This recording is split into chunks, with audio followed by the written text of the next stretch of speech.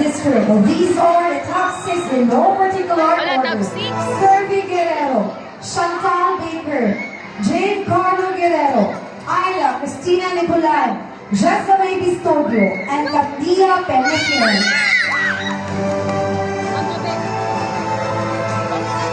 Double time, journalists. For the top 6 sa pagsulat ng sports elementary Sorry, Filipino, Bebe.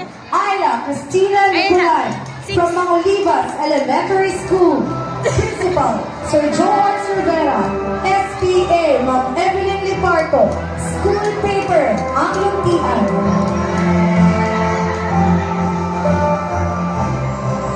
Fifth place, Giancarlo Guerrero of Luna Elementary School. Principal, Sir Busto Villaver. SPA, Ma'am Marites Rueda. School paper, ang buwig. Pwede na ni mo Fourth diri yung place, lukon. Chantal Baker from Pedro Colita Senior Elementary School.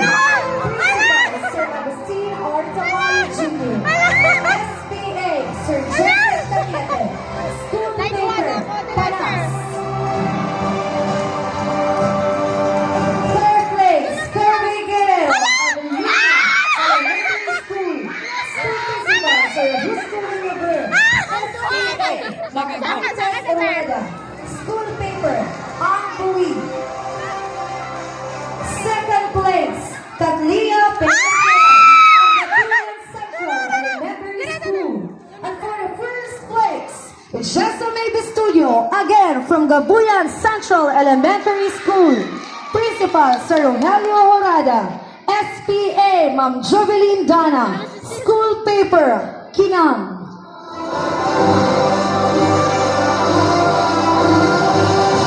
And now, let us proceed with the sports writing for the secondary level of Kapalong West District. And we have top 4 qualifiers, so diretso na ni.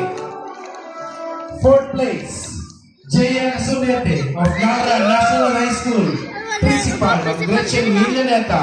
Congrats! SPA,